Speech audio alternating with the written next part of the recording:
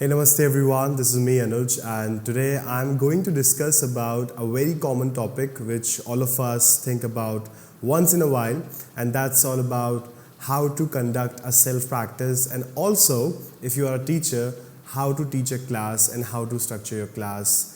If you have no clue about how to make your sequence properly, which asana you should do and what not to do, and how to structure the entire class, which is going to be a very helpful video.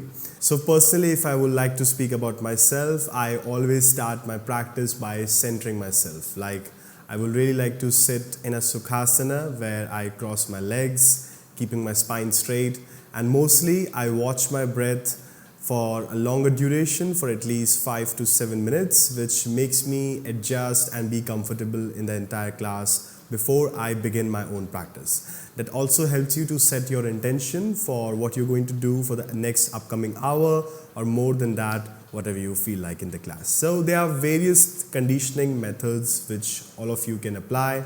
I personally prefer just simply watching the breath, but if you prefer just relaxing the shoulder, keeping the chin parallel to the ground, distributing the weight equally on both the sitting bones, then you can definitely go and opt for that. And the next thing will be ensuring that your spine is aligned and what kind of intentions you are setting up for the class. For example, if I would like to practice a bit of a hip opening, I will set my intentions that, okay, my climax or the peak posture for today will be a hip opening, or let's say a lotus pose, or it could be like a pigeon pose for the entire next class.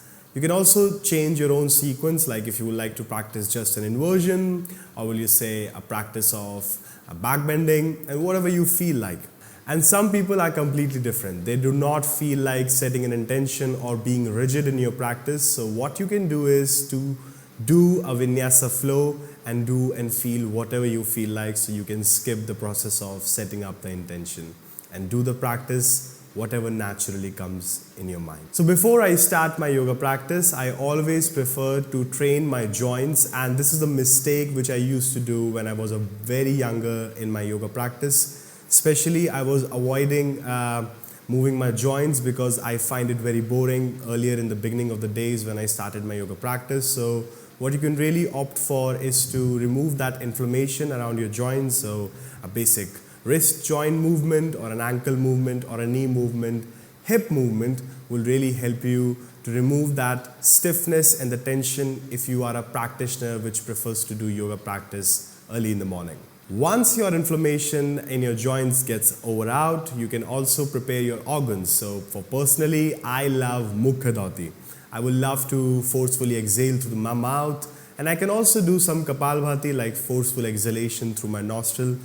I find it very interesting because it makes me and helps me to soothe down my system, as well as pushing the walls of my lungs. So third key point will be the side bending. So I initiate my yoga practice usually with the side bends because it helps me to decompress my spine, and also because if you stretch your lats and your ribs, it can create more space for the upcoming asanas which you will be able to perform easily. I would like to add up one more thing over here. The reason why I really enjoy doing the side bending is because the sedentary lifestyle we all of us have these days, sitting on a computer screen for a longer period of time, or doing any other task which involves the humping or the slouchiness of your back. So maybe you can also use your side bendings in a different methods. The fourth key important point is I always start my yoga practice. For example, if I really like to use a vinyasa, I use a lot of leg strengthening exercises. For example, like a lot of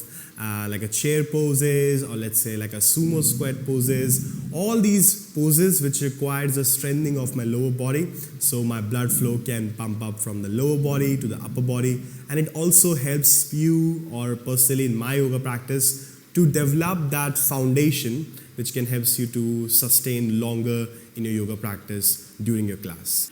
The fifth point you have to keep in your mind if you're doing a yoga practice is that you have to create your sequence in a way where you do all your standing asanas first, and then you do all your seated asanas, and then you can do your lying down asanas, supine or prone, like from going from top to the bottom of the pyramid, and neither doing like in the other way around. Because if you are doing a yoga practice in a way where you have to sit and then you have to stand back again. I find these transitions are much more convenient and to remove the unnecessary work or the hard work to apply my energy into do the transitional work rather than focusing on the particular postures. And another key point which I would really love to add over here is that you should do one side of the body part first and then the another. For example, let's say if you're doing a triangle pose, then do triangle pose from the right side. Then you can do twisted triangle pose from the right side. Then do some full lunges from the right side. So finish at least 5-6 asanas from right side, and then you can repeat that same sequence from the left side. Now this not only make the symmetry in your yoga practice, but also helps you to improve your memorization, whatever the practice you did from the right. So if you create a length from one side of the body for a little longer, and if you go to the other side of the practice from other part of the body, it will create the balance or a symmetry from both the sides. Coming to the next point is that your yoga practice should not be focused upon the destination where you want it to be and what your goals are in terms of flexibility and strength, but it should be more focused and driven towards the approach, more like a journey, rather focusing less on the destination. Also, do not forget that seriousness is a disease, and if you focus on too many rigidness or the thoughts in your mind, you will lose the essence and the touch of your practice. So I would rather recommend just do whatever you feel like sometimes. Like I sometimes go in my yoga practice and I jump around because that's what I love.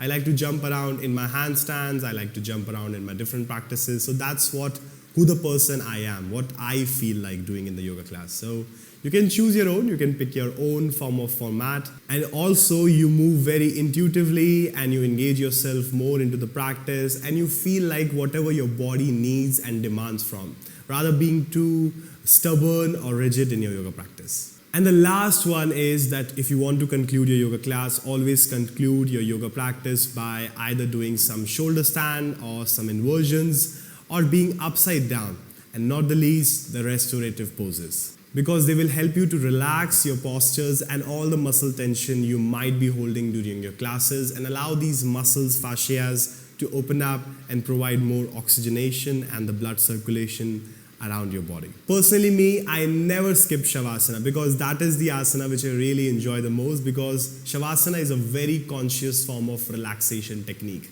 And the last one is I often integrate my breath awareness when I finish my yoga practice. Some people will really prefer to do some bandhas, some lockages, Uddiyana, Mula Bandha, and that's your personal preference if you would like to have. I try to avoid my pranayama practice in the end because by the end of the class, I'm also already very exhausted and tiring, and the pranas are very conserved with the asana practice. If you can take out some time for the pranayama practice separately from the yoga practice, that will be very ideal for each and every individual. You can apply it for yourself, and if you're a yoga teacher, you can also recommend to your students.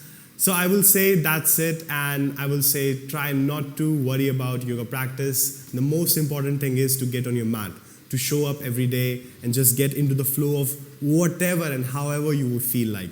And thank you so much. If you really enjoy these sessions, you can give a subscribe to the channel or just drop me a comment, whatever you feel like, and we will be meeting again very soon. Thank you so much. Bye-bye.